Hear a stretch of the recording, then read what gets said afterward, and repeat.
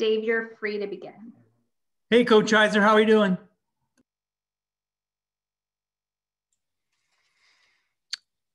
Hey, everyone. Welcome to our sustainability panel for this next event for our Unorthodox Reunion 2021. My name is Dave Heithaus. I'm the director of Green Initiatives here at Kenyon College. And I'll be responsible for attempting to moderate our way through the story of sustainability initiatives at Kenyon over the past not quite decade. First, just a little bit of housekeeping. This event will be recorded, so anybody who has to duck out early or knows of somebody who would like to see it but wasn't able to join us at this time, check the reunion website over the next day or so, and it should be available there. As we go through the panel this evening, I'd encourage you to enter questions as they occur to you in the chat bar. It's always nice to have a little pool of questions as they come to your mind, sitting over there for the period we set aside at the end of the hour to go through that. Before we introduce the panelists, I would like to first of all give a big shout out and a thanks to the Office of Alumni and Parent Engagement, specifically Lindsay and Anne and Kent. We really appreciate everything you've done to bring not just this event, but all of the events of this week together for our alumni and on-campus community. So as I said, we're looking at about the last decade of progress in terms of sustainability at Kenyon. And you know, having been here for most of my life and intimately in the late 90s, I think there have been stops and starts, interesting things that have happened throughout the years. But the efforts that began about the time that Jason became the first sustainability intern at the college have really accelerated the pace of progress in a way that I think is worth focusing on just this last 10 years rather than the previous 200. So to our panelists, I'd like to first introduce Jason Kass, class of 2013. Jason is currently the CEO at Resource Energy, and as I mentioned, was the first sustainability intern at the first iteration of Kenyon's sustainability office just before he graduated. Next, we have Erin Keleske, class of 18. Who is currently the water-centric city program coordinator for the city of Milwaukee in their environmental collaboration office. Erin was also one of the first interns at Kenyon who was able to take advantage of the second version of the sustainability office, which is the Office of Green Initiatives, as well as participate in a number of the other clubs, student organizations, and places like the BFEC, which represent sort of early leanings towards sustainability in the sense of land preservation, if not institutional efficiency. And finally, it's my great pleasure to welcome Kíra Lancz, class of 21, who will take the stage in 3 short days.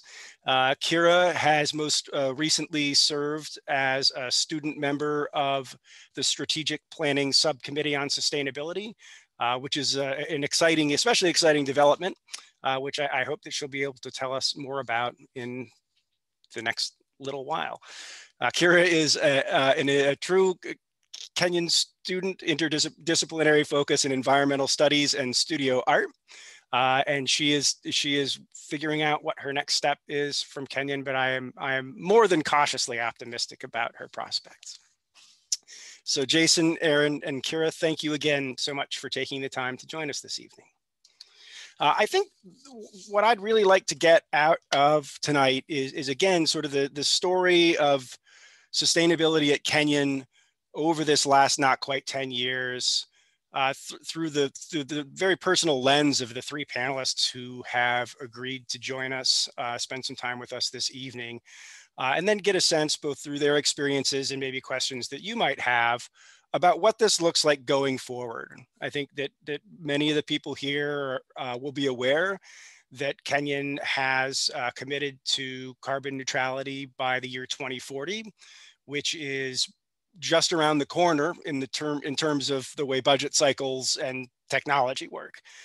So I think this is a great opportunity to hear what's been done and to sort of think, both realistically and ambitiously about what it's going to take based on Jason and Erin and Kíra's experiences to see Kenyon start to reach some of our benchmarks as we approach 2030, and then hopefully not end up in a sprint to the finish line, but more of a casual stroll to the finish line from 2030 to 2040. So to that end, and we're doing this not arbitrarily, but we're going to go in chronological order based on graduation year. I'd like to invite Jason to maybe paint a snapshot for us about his perceptions of what sustainability at Kenyon meant when he arrived here as a first-year student, and how that perception evolved over his 4 years here. I think we'll have an opportunity to hear more specifically about the work that Jason did. But I think to begin, I'd just like to kind of get what's your 4-year take on sustainability at Kenyon? Yeah, I think, it's something when I first, started as a freshman, I believe now there's an environmental studies major. There's some, when I was first starting, there was a couple courses, maybe one or two a semester. In regards to environmental studies, it was a minor always. While I was there, I was an environmental studies minor and had to, kind of craft my own major, so to speak, through American studies and environmental studies to achieve what I was trying to learn. But as I, went through the years, it was harder for me to find. In the beginning, it was hard to find what was going on. I think Kenyon and Dave probably could, alluded to this as well at times, has been doing a lot of good things throughout the years. They were just more or less in disparate places, I felt, or they were hard to find what was truly going on. And I think as I went through obviously the 4 years at Kenyon, things started to come more into light and become more available to the student population, I would say. A lot of people that were not necessarily professors, but people that were, doing the daily jobs around Kenyon that was really effectuating change and interacting with the students more was really big in my experience. It was, at the time, I think it was Ed who was the sustainability officer, but that was really just a new role. It didn't exist when I started, and neither did the sustainability intern. But a lot of, like I said, a lot of the things, one example of it may have, is that there was a electronic recycling project that I helped start in my senior year of the school, which basically let the community recycle electronics and from the entire town. That is something that Kenyon actually has been doing internally for a while, just for the school itself. And that's something that was great that the school was doing, but not necessarily opening to the greater community and the student base, cell phones, computers, TVs, etc. So these are, as I went through, Dave, and hopefully I answered this as well, and there'll be more questions on stuff as well, but, it became more of a focus. Obviously, the divestment campaign came really into light probably my senior year, and I felt like a lot of the pressure or the voice of the students started becoming stronger, which obviously I think is good and helped to evolve where we are today.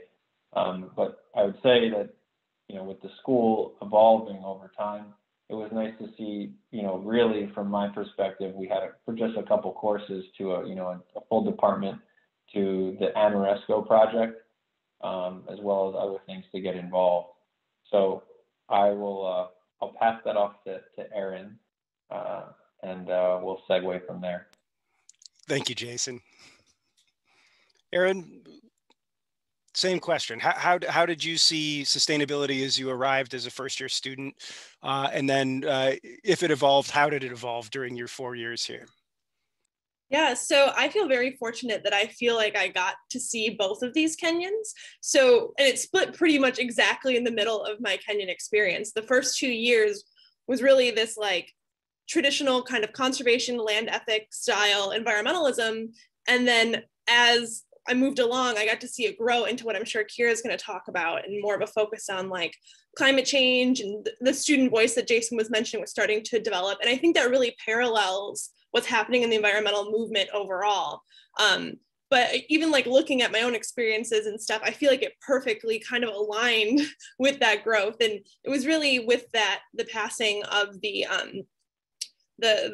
carbon neutrality agreement in October of 2015, that it felt like things kind of switched on. And we not only did it feel as if we were growing to something larger and more impactful, but also that transition to more of larger scale institutionalized climate action also helped the traditional like conservation lens that Kenyon has always had grow, things like the BFEC and the Philander Chase Conservancy kind of growing in tandem. And I feel like once the college as a whole made the decision to really like embrace the environmental work and grow, it kind of like blossomed, and it grew exponentially as all of these groups started working together. And I was really fortunate to be in the middle of that, and then also watching it become more and more a part of the curriculum. So I was lucky that I, along with Heather Pacheco, who's also from the class of 2018, we got to be the first environmental studies majors. But as Jason was saying at the beginning, I mean, I was the concentrator, but more of the focus was on like biology for me. That's how I got involved, was through those kind of traditional lenses. And as the time grew, and the environmental studies department, it grew and grew, eventually becoming a major, it kind of aligned with this transition period as well. So I feel very lucky that I got to be a part of both sides of it. And it lined up perfectly. So I know Kíra will talk as well about that second half of it, but I think in general, it really has allowed for more impact, but also more involvement from the students. Like the things that happened, I would say later on in my Kenyan career, are the things that like build resumes, and they're the things I'll never forget being a part of, and it's really grown the student experience as well. So it's kind of a brief summary, but I think that it's been like a very visible change, and a very important one to watch that happen.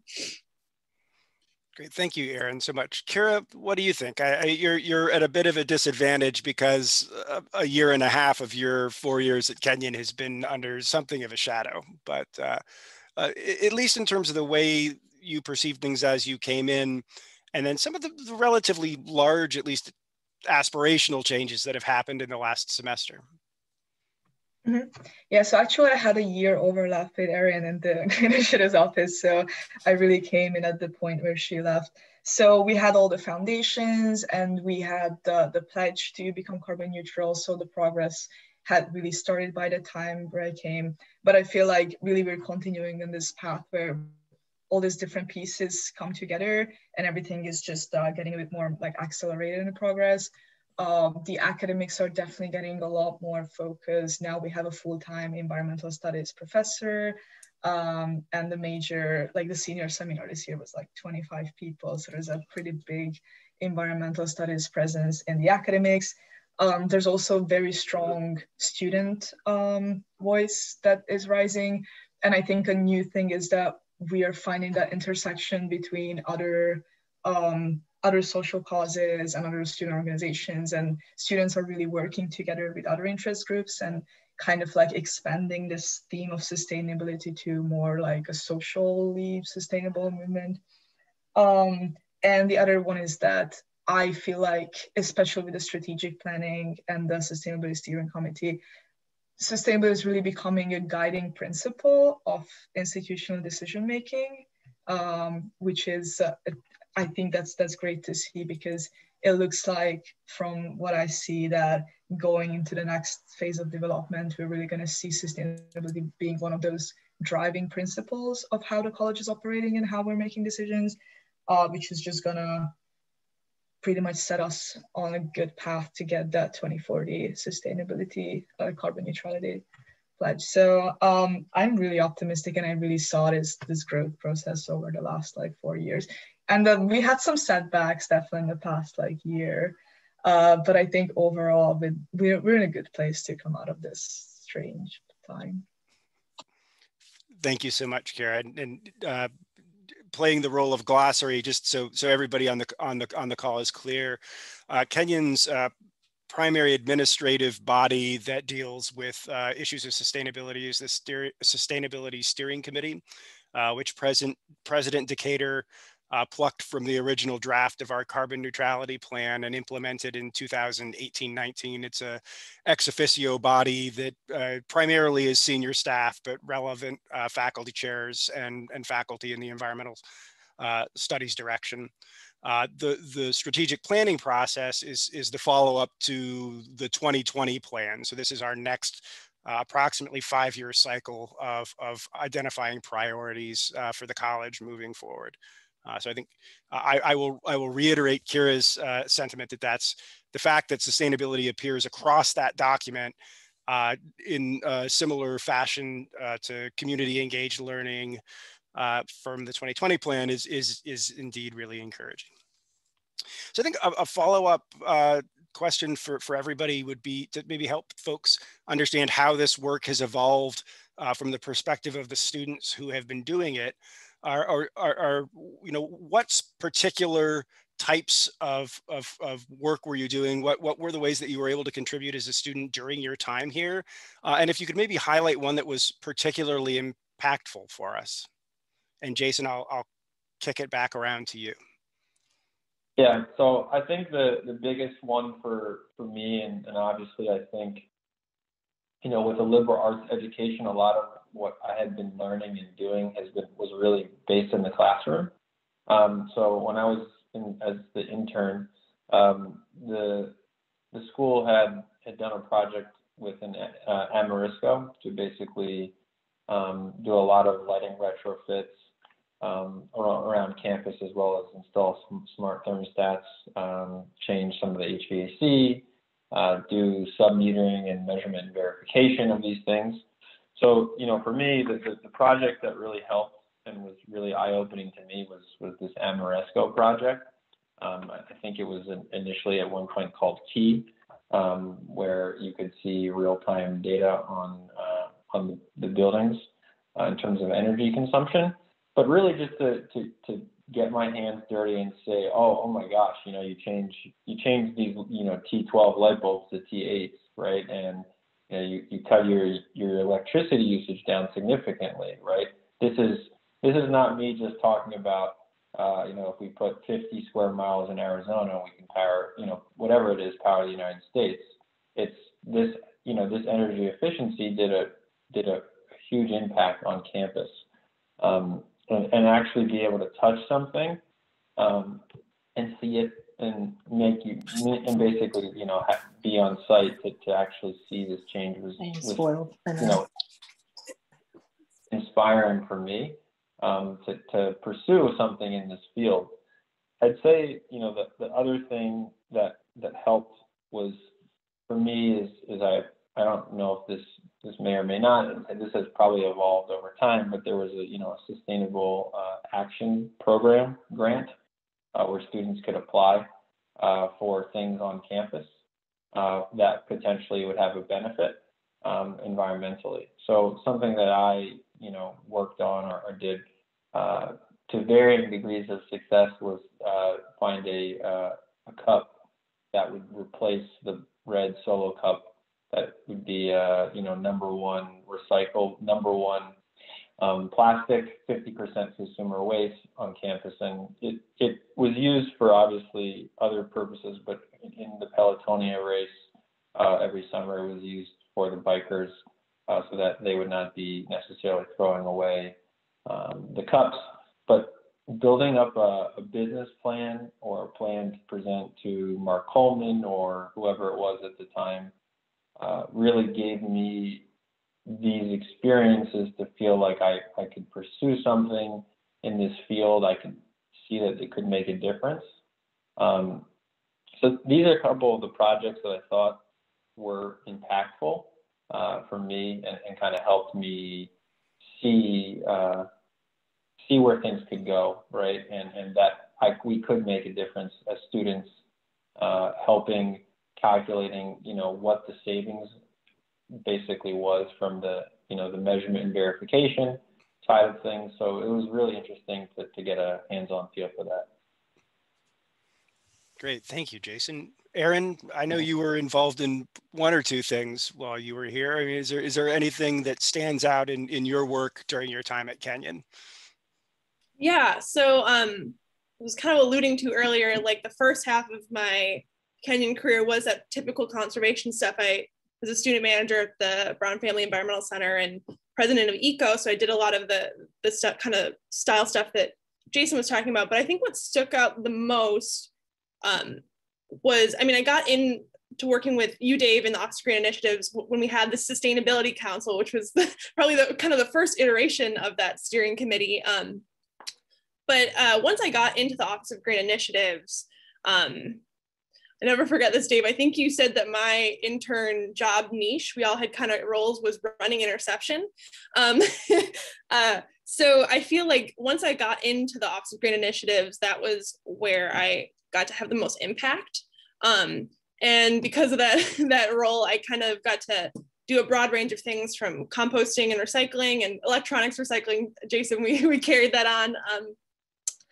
Tree committee stuff. Also tried to do some cup waste stuff, although a little different. Pierce cups were the bane of my existence. But I would say that the most impactful thing for me, so I made a few presentations to the Board of Trustees and senior staff trying to kind of push the needle after we had first made that pledge for carbon neutrality. It kind of became that question of, okay, is this an empty promise, or like, how are we going to actually do that? So we needed to make some big moves early on so that it wasn't just, like another plan that was signed and sits on a shelf. And so I think the most impactful presentation for me was the Green Revolving Fund, which I believe was Sam, who's on this call. Hey, Sam. And that was the first moment that it actually felt like this was going to happen. Like we had a way to fund it, because that was the question. Like we knew we had a ton of work to do. We had started to collect the data. We had started to look into solar through the solar course, which is awesome. And if there are any students on, you should definitely take it. We started to make those impacts, but we really needed a way to sustain it long term. And so presenting that to the Board of Trustees and having them be so receptive to basically investing a pretty large amount of money year to year into sustainability and climate action, that was definitely the moment that it felt like, okay, this is good. Like we have a plan, no matter what happens, we're gonna have some way to kind of keep chugging along. So yeah, and that kind of like fed into other proposals, like got to work on the LEED certification of the new library and different solar thermal and solar photovoltaic installations on campus. So, but that specifically was kind of like the pivotal moment, I would say, and kind of something I continue to come back to in my career and think of as like, like we can sit down and talk all day in classrooms and in clubs and steering committees about like why this is important or what we dream to do, but until we can find a way to like make that commitment, financial, physical, something that is sustainable really and resilient in the long run, it's not going to happen. So I think that was kind of what I look back to as my favorite project that I worked on at Kenyon. Great, thank you so much, Erin. And Kíra, what do you think? I mean, you're not allowed to say rummage sale, even though it's a great thing. But in terms of the work that you've done for us over the last 4 years? I mean, what have you found the most impactful personally and also for the college? So obviously the rummage sale, but I think on a very similar note to Erin, like the office itself is doing a bunch of different stuff, a lot of smaller projects. We're still like doing the electronics recycling. We're trying with the composting, although we're having some setbacks. But I think one campaign that was pretty influential was, I think it was 2019, but it could have been, no, it was 19. So we were working with a couple of people about like trying to create actionable points to like put on the climate agenda, basically. So we're trying to get like a commitment to 100% electricity, like renewable electricity and stuff. So we drafted, a couple of interns and I drafted a student sustainability statement. And what came out of it was not necessarily these like actionable items, but more the fact that 600 plus students actually signed this document that stated that this is something that the student body feels like is super important, that we are making progress on our pledge to become carbon neutral. And it really was coupled with a bunch of other student initiatives, climate teach-ins, climate protests. It was really like a surge of just student activism on campus. And for me, why that's really influential is that because now when I'm, for example, in the strategic planning committee, I can say with full confidence that yes, this is what the student body wants. And for reference, I can show that here we go, like 2 years ago, more than half of the student body was willing to say with their names on this document that yes, this is something that we want Kenyan to consider as one of our like main strategic priorities. And I think that is really pushing the needle in terms of making the college accountable for that pledge that they made in, I think, 2016. So we're really just trying to keep up the student support. And I think that's pretty cool to see, because now I can really like see in the new planning documents that it is becoming a very important like cornerstone of decision making. And I feel like that's going to drive progress in the future. Great, thank you, Kíra. And I think that you provided an excellent segue towards my next question. So, and I think, you know, Kíra, who is a student who's about to become an alumni, and we have a group of alumni joining us here on the call. I think something that I would love to get your take on, Jason, starting with you, is with your experience, the experiences of students who have come before and after, and now in your role as an alum, what are your thoughts on the role of both students and alumni moving forward as members of the Kenyan community supporting this kind of work? And that's a very broad question that I probably should have emailed you earlier. No, it's good. It's a good question. I think, you know, I think there needs to be a continued engagement after graduation, right?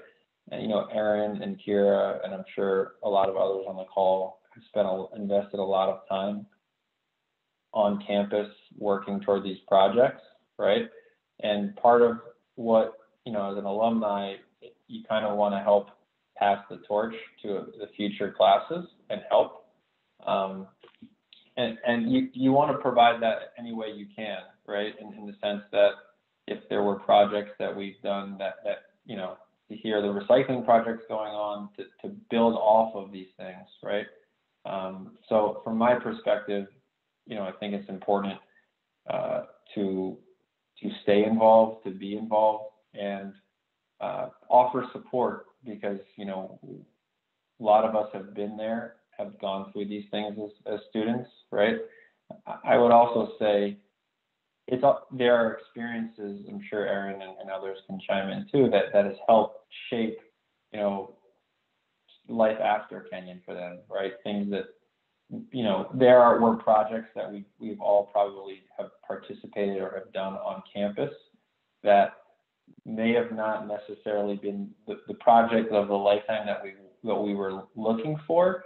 But, you know, by doing enough of the projects, there were things that were interesting to some, right? that could really help. Carbon calculations, right? Greenhouse gas emissions. There's a whole industry out there of sustainability reporting, right? So there are tons of, composting, solar, putting in solar. There's a myriad of avenues for people to explore. And I think as alumni, it's important as well to show people, this field is growing rapidly, that there are so many different jumping off points that almost any student can find a role or a company or a job that aligns with something that they're looking for, right? That helps push them in the right direction, whether that be nonprofit or business or government. And I'll pass that over to Erin now. Thank you, Jason. Yeah, so I think one of the things I've come to realize is and maybe it's because I work in the government now, but I've never felt as powerful as I did as a student, because you really have an opportunity to be bold and make mistakes and still have kind of a safety net. So I think students sometimes don't even realize how much power they have to push the needle at Kenyon. You are paying to be there.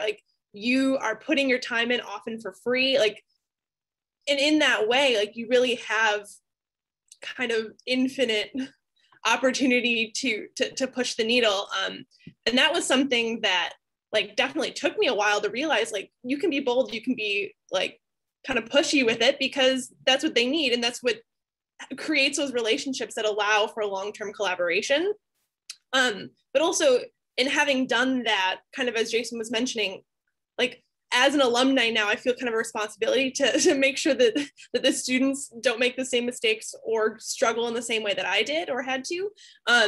So both sharing those lessons, but also helping them leverage those experiences is really important, because I know how hard it is. We all know how hard it is sometimes and how much work it takes to really start to do that. And so now seeing a Kenyan alumni know what skills they have and what value they can bring. And so that has led me to be on the steering committee for the Kenyon Green Alumni. And I'm hunting down that link to drop in the chat if anyone would like to join our list. Because it is a way both to, I used to joke, to continue to haunt campus after you graduate, and make sure that they're keeping the promises that they made while I was there, but also to really continue to be that support system that students really need through that process. And I think Dave and all of the different environmental staff and faculty really do a great job of helping push them along, but I think there's something unique about someone who's gone through that process. And it also helps me learn in my role of how I can support those, not just other students or other alumni, but people in my life and in my communities, and how those lessons of sharing and collaborating can really impact a community. Great, thank you, Erin. And Kíra, you've still got a few days before you're an alum, but what would you have to say in terms of the way you see the evolving role of students, and how would you expect to, as Erin says, haunt campus in the future?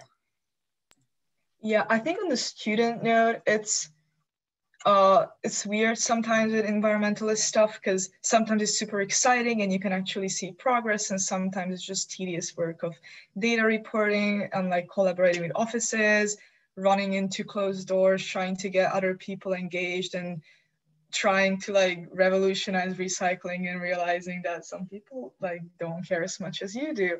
So a lot of the work is not as exciting as it seems to be at the beginning.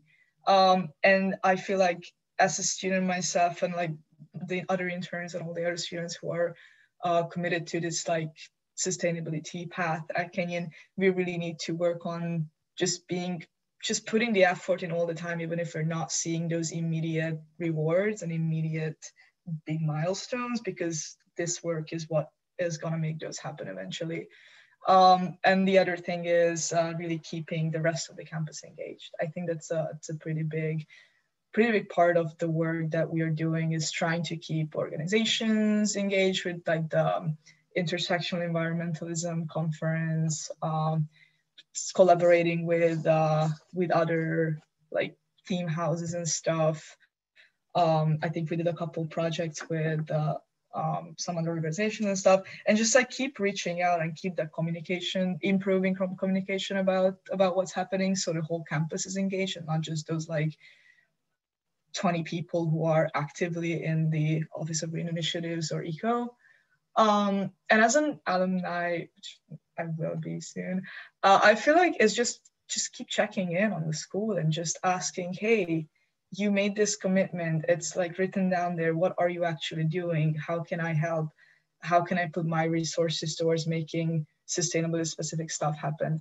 And I think really that just continued interest is something that is really influential in decision making. Because I feel like all decisions are being made by the direction that like, do people care if we do this or do people not care?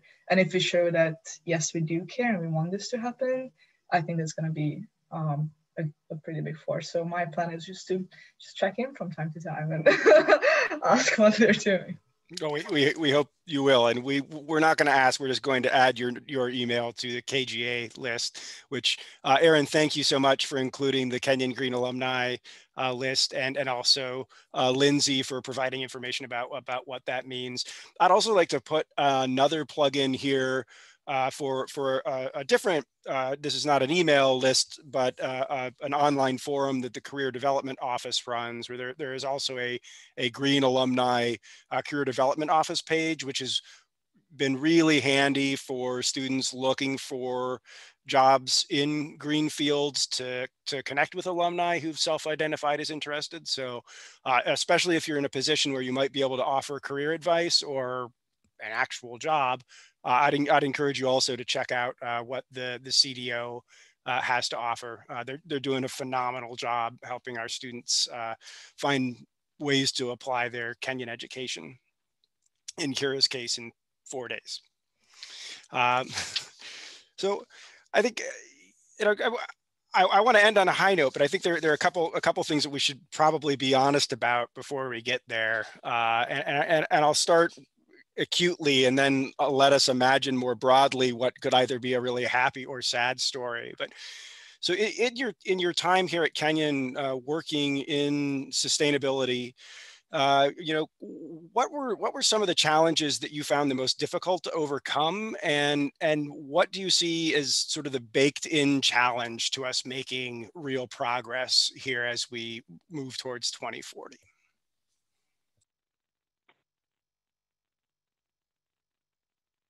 If anyone else wants to Sorry, Jason. But no, I'm kidding. Yeah, I think, I think the pledge to 2040 is great. And for us, I think there are different ways of achieving that 2040 pledge, right? And there are different mechanisms to go through that. I think the difficulty is, how do you make those stronger claims? How do you, buying from a wind farm or a solar facility that's, 2 miles from Kenyon is probably better than something that's sitting in, Texas or Florida, right?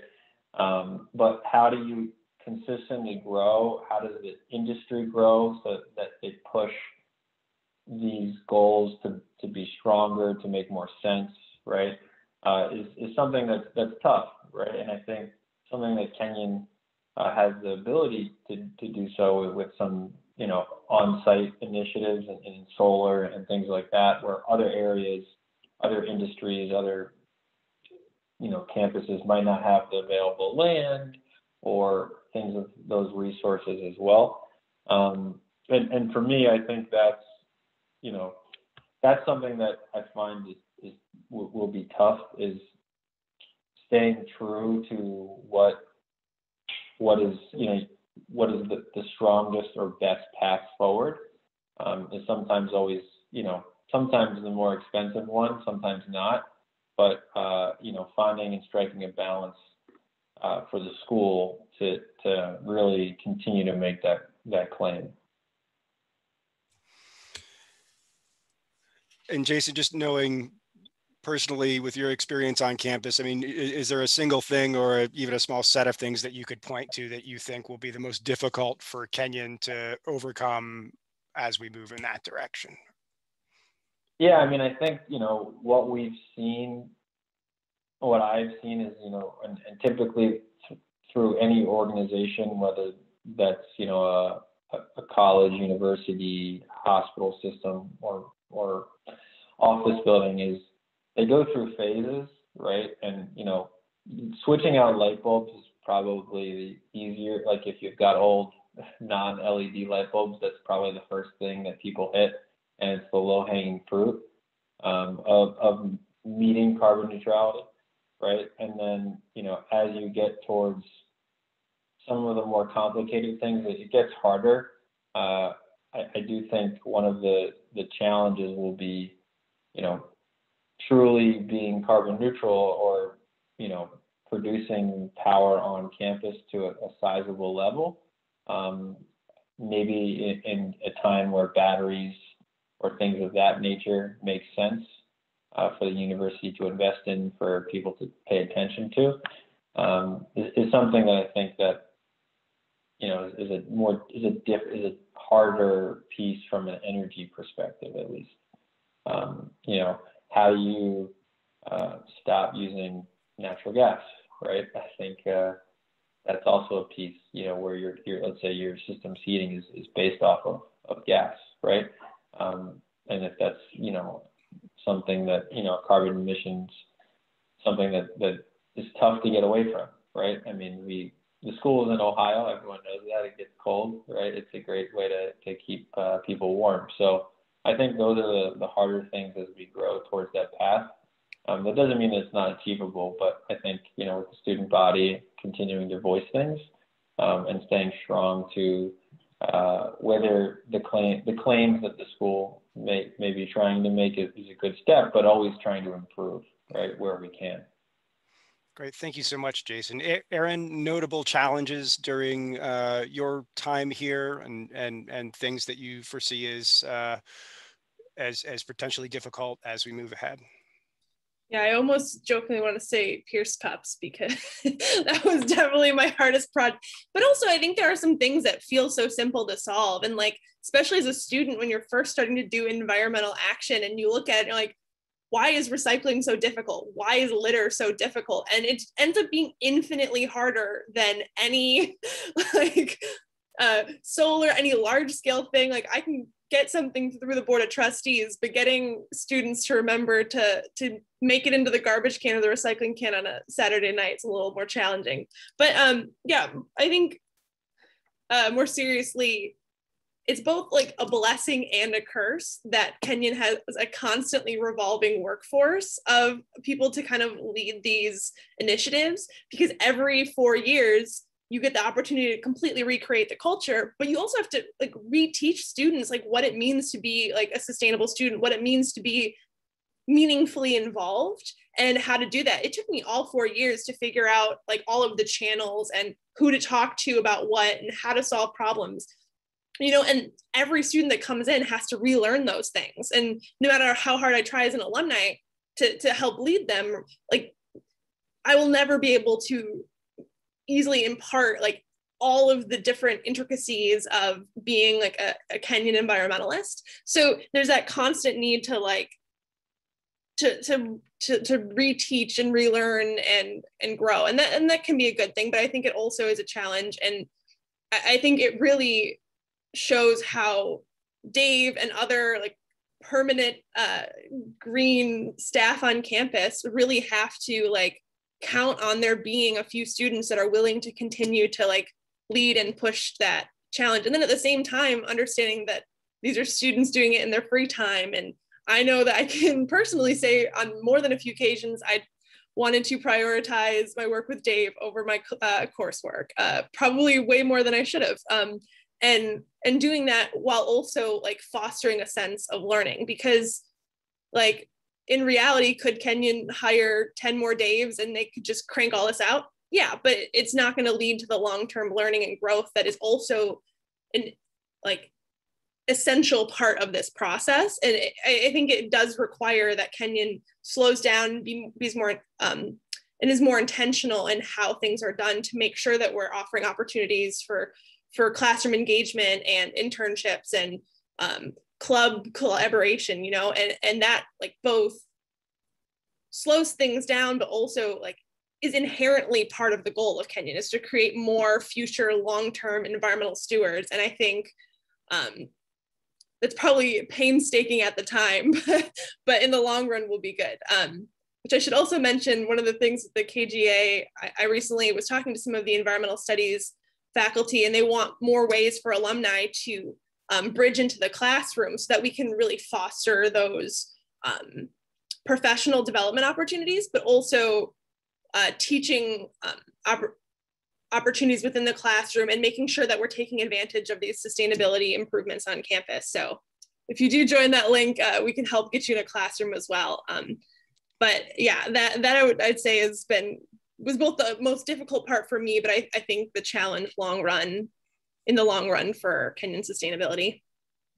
Great. Thank you so much, Erin. And it makes me cautiously optimistic that the prevalence of sustainability in the strategic plan, which impacts all departments, all divisions, all facets of the college.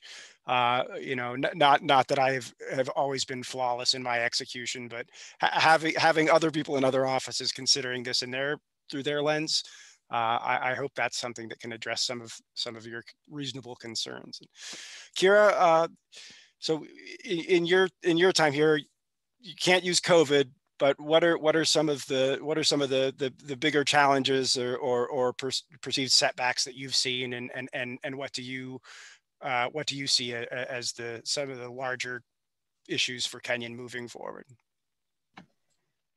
I think the main thing is what I mentioned earlier, that some people care more than others, and it's really hard to mobilize people if they don't really like have this issue at their heart. And especially sustainability is something that often comes with certain sacrifices, sometimes financial sacrifices, sometimes convenience, sometimes you have to put in a little extra work to make sure that you're putting your garbage in the right garbage can. And that's that extra little bit of effort that sometimes people who don't care are just not willing to make. And that's kind of hard to deal with, because in my mind, it's like, it's so easy, just do it, you know? Or when we're even like large scale planning stuff, I was like, oh, but why don't we like invest in more of like green technologies on campus and stuff like that? And really, I feel like this big challenge that we need to tackle is to make sure that we achieve this culture of sustainability, which is coming up a lot recently in like different like planning platforms. So this culture of sustainability would essentially mean that like an essential part of Kenyan life is that we are a sustainable campus and we are sustainably living people, and that everybody across the community identifies with this. And that ties in with what Erin said, that really I think the carbon neutrality pledge in 2040 is a good goal to work towards, but I think essentially the larger goal would be to like be kind of like leaders in environmentalism and sustainability, and to expand this effort beyond the Kenyan campus, and to use this like sustainable campus culture as a driving force for putting people out there in the world after their 4 years who are going to make an impact and who are going to like direct their resources to make a positive like environmental impact. And just like make Kenyon could, like in my mind, like an ideal Kenyan is this leader of sustainable development in this region who's like collaborating with other institutions and partners, and we really like should be thinking about expanding our impact beyond the campus. And I think that's like a very long-term challenge, but I think that's a nice one to work towards. Awesome. Thank you so much, Kíra. So I have one more question that I debated whether or not this would be appropriate or not. And I do want to leave some space for folks on the call to have questions of their own. But in as succinct a manner as possible, greatly oversimplifying the challenge of our times. It's 2040. Yes or no, has Kenyon College reached carbon neutrality? And whether we have or whether we haven't, what is the quintessential characteristic that either saw us succeed or fail?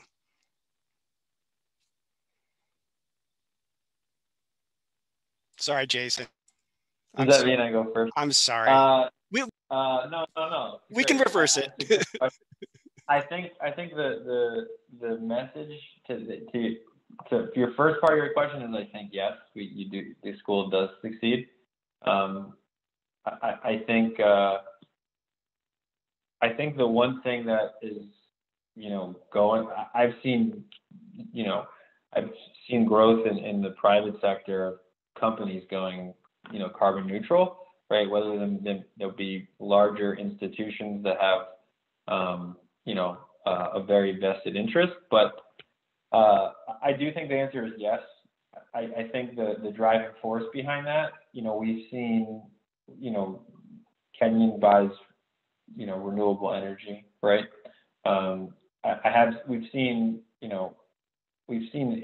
investment or people willing to buy these products go up, 400% in 2 years, right? That goes from colleges, office buildings, governments, things of that nature, and it's skyrocketed. I'm sure the numbers for 2020 will be even greater, and more institutions are looking at carbon offsets and ways to achieve carbon neutrality. Everyone wants to be involved. So I think the answer is yes. I think the driving force behind that is the demand from not just students, but the general communities.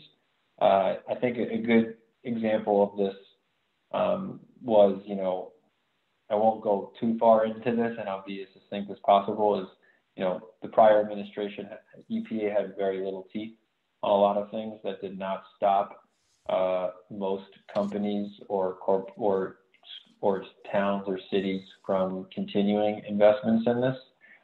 So whether that's being driven from a government perspective or not, I think there's demand in the community because the people across the country and at universities and colleges want this, right? So I think that is the driving force ultimately that helps Kenyan succeed in 2040. So I'll pass that off to Erin, and hopefully that was succinct. Thank you, Jason. Oh man, so I'm a very optimistic person, so resounding yes.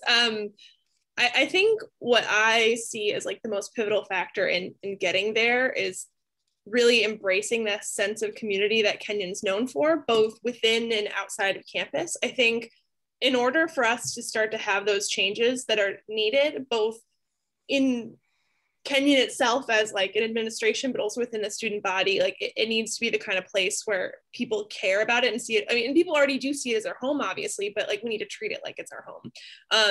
But at the same time, like embracing our extending community and the rural characteristics that make Kenyon special, bringing in people from off the hill and creating those relationships so that we can also, because we're going to need all of Knox County to make this happen, and hopefully we can grow together.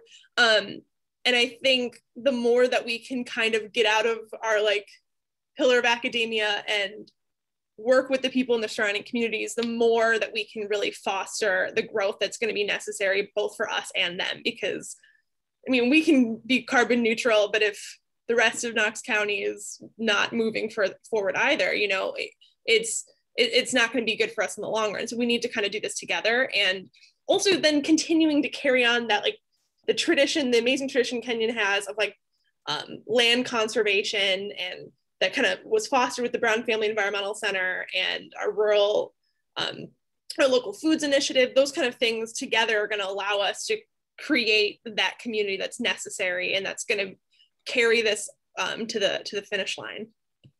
Thank you, Erin. Kíra, do you have thoughts? I can be quite pessimistic, but even I think we're going to we're going to make it in 2040. I do see Kenyon to be carbon neutral, and I agree with Jason. I think it's going to come down to pressure from peer institution. We want to be competitive, and I think this is like becoming a very like normalized selling points of like larger institutions that we have climate commitments, and I see, yeah, I follow like some like reporting initiatives, and it's really picking up. And I think another force would be just global climate activism picking up, as the climate crisis will become more pressing. I think we're just not really gonna have any other options.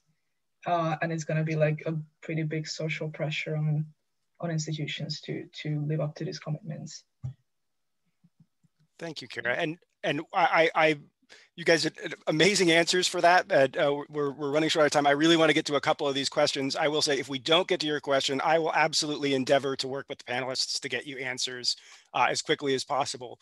I think one that we can address relatively quickly, Kíra, would be for you, that we mentioned that the strategic planning has sustainability spreading out beyond just the world of the academic division. Could you comment on some of the other campus areas that language is going to be applied to? Wait, do you mean like which areas of like campus planning are happening? So the big ones I see are definitely academics. I think it's a pretty big pressure to integrate STEM in academics way more. Another one that we're working on right now is student engagement and first year programming, that kind of like campus culture aspect, and that's really going into some of like the Kenyan vision and mission statement revisions that are going on.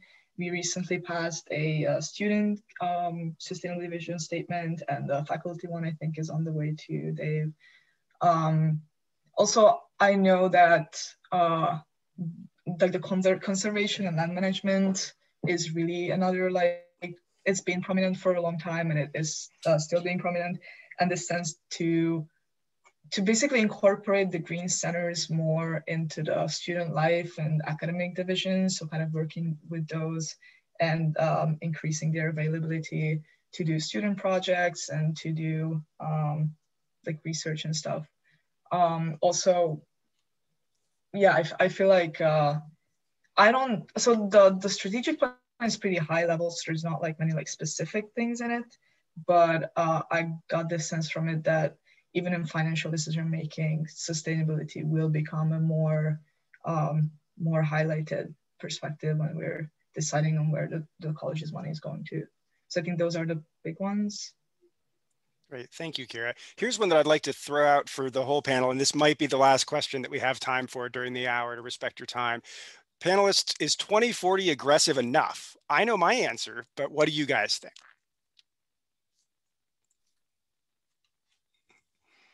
You know, the only thing that would have been aggressive enough was like 2000.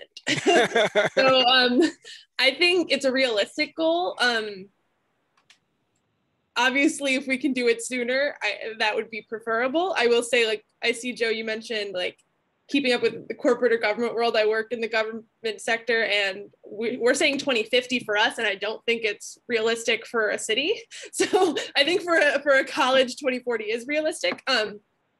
But yeah, I think we can never do this fast enough. So at this point, the goal is pick something that is going to keep people going. You know, if it was something that we didn't think was attainable, I think that people would get kind of